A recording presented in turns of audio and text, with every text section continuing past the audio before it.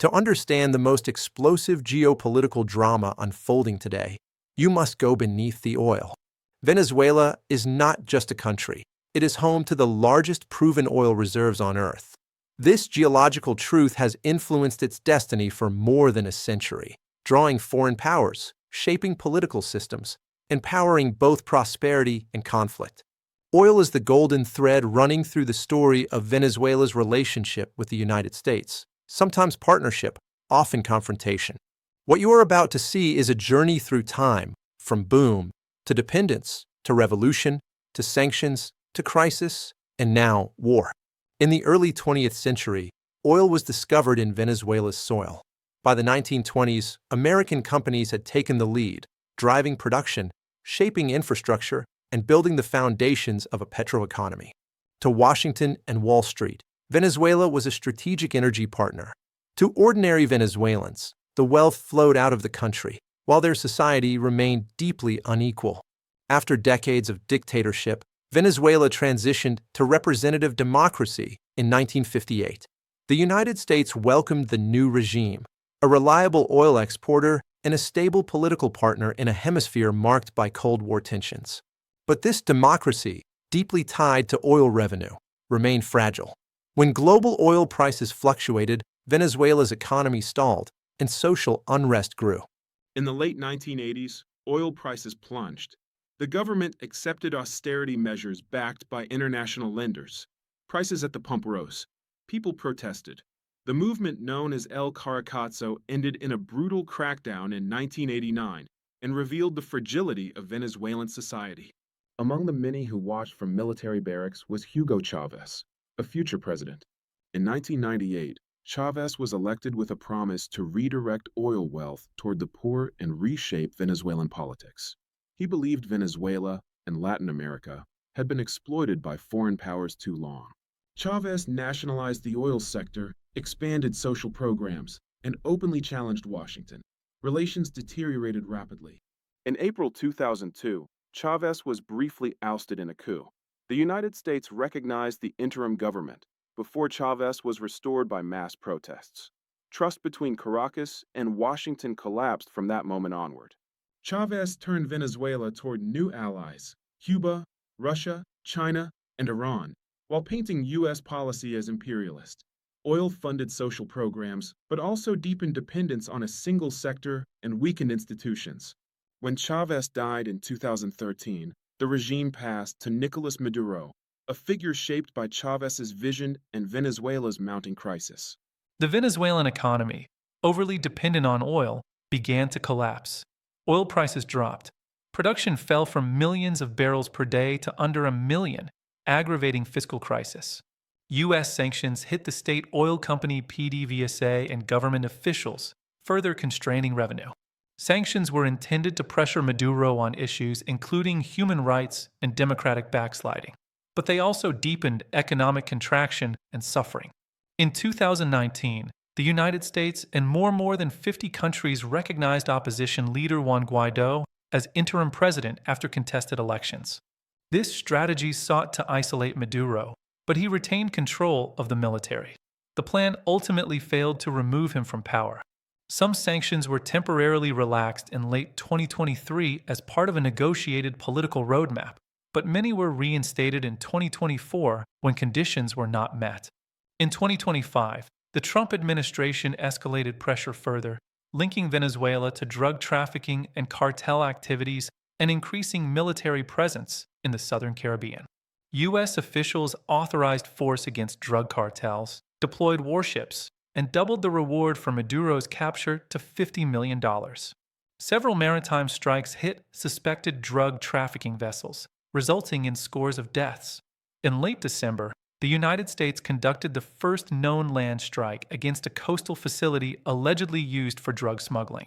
On January 3, 2026, the United States launched a large-scale military operation in Venezuela, involving airstrikes and ground elements aimed at capturing President Nicolas Maduro and his wife, Cilia Flores.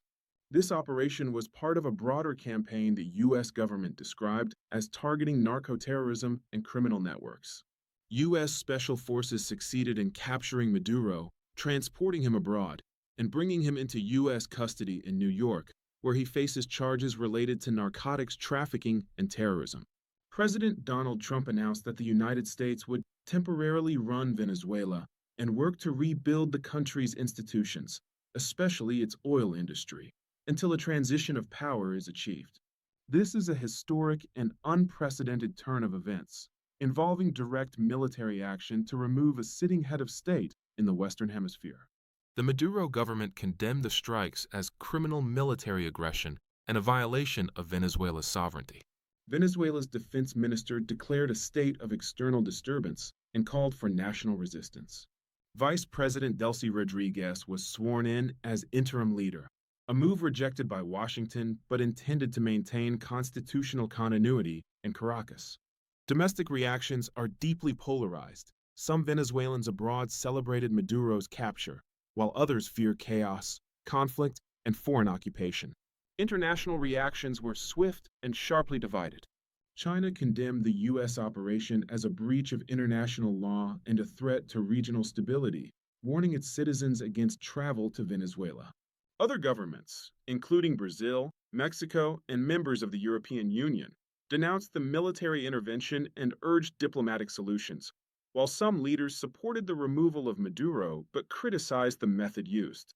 The United Nations Security Council scheduled emergency consultations on the crisis. What happens in Venezuela does not stay in Venezuela. By the early 21st century, the crisis between the United States and Venezuela had evolved beyond a bilateral dispute. It became a global confrontation, drawing in major world powers, regional neighbors, and international institutions, each with distinct interests, fears, and ambitions. To understand the current escalation, one must understand who is involved and why. For the United States, Venezuela represents a convergence of strategic concerns: energy security, regional stability, drug trafficking, democratic governance, and the influence of rival global powers in the Western Hemisphere. Since the early 2000s, successive U.S. administrations, Democratic and Republican, viewed the Venezuelan government as increasingly authoritarian and aligned with U.S. adversaries. Sanctions, diplomatic isolation, and covert pressure escalated over time, culminating in direct military action in January 2026. The U.S. justified its actions by citing drug trafficking indictments, national security, and hemispheric stability, while critics argue these actions represent a dangerous expansion of interventionist doctrine. No country has been more ideologically intertwined with Venezuela than Cuba. Under Hugo Chavez, Venezuela supplied Cuba with heavily subsidized oil. In return, Cuba provided medical personnel, intelligence support, and political guidance. This alliance alarmed Washington, which viewed it as a revival of Cold War-era socialist alignment in the Americas. U.S. officials have long accused Cuban intelligence services of exerting influence inside Venezuela's security apparatus, a claim Cuba denies. For Cuba, the fall of the Venezuelan government threatens both economic survival and ideological legacy. For Russia, Venezuela is not merely an ally, it is a symbol. Russia invested billions in Venezuelan oil projects, arms sales, and debt restructuring. It deployed military advisors and conducted joint exercises, signaling that Moscow could project power close to U.S. shores. The U.S. military action in 2026 was therefore seen in Moscow as more than a regional conflict. It was perceived as a challenge to Russia's global influence and a warning about how the U.S. might treat other Russian-aligned states. Russia condemned the operation as a legal aggression and raised concerns at the United Nations. China's involvement in Venezuela is primarily economic, but its implications are geopolitical. Over 2 decades, China loaned Venezuela tens of billions of dollars, largely repaid in oil shipments. While Beijing avoided deep political entanglement, it consistently opposed U.S. sanctions and emphasized the principle of non-intervention. The U.S. capture of President Maduro marked a red line for Beijing, not because of Maduro himself, but because of the precedent it sets for sovereign governments indebted to China. China condemned the action and warned that it undermines global stability. Iran and Venezuela are bound by shared isolation. Both nations have faced extensive U.S. sanctions. In response, they cooperated on fuel shipments, refinery repairs, and sanctions evasion networks. This relationship turned Venezuela into a strategic outpost for Iran in the Western Hemisphere. Washington cited this partnership as evidence that Venezuela posed broader security risks beyond Latin America. Nowhere are the consequences of Venezuela's collapse felt more directly than in Latin America. Millions of Venezuelan refugees crossed into Colombia and Brazil, straining public services and altering domestic politics. While governments criticized Maduro, they also opposed foreign military intervention, fearing regional instability. Mexico adopted a policy of non-intervention, rejecting sanctions and condemning military action while advocating dialogue. A territorial dispute between Venezuela and Guyana over the oil-rich Essequibo region drew international concern, particularly as U.S. companies operate in Guyanese waters. Latin America remains deeply divided, torn between opposition to Maduro and fear of U.S. interventionism. European Union nations largely aligned with U.S. sanctions and criticized Venezuela's elections and human rights record. However, most European governments opposed the use of force.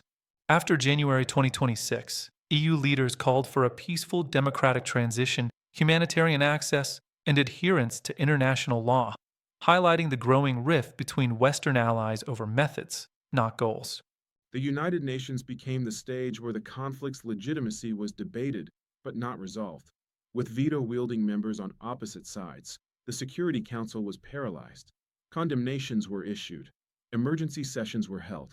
But binding action proved impossible. The crisis exposed a harsh reality. International law depends on power for enforcement. By the time U.S. forces moved into action in January 2026, Venezuela was no longer just a nation in crisis.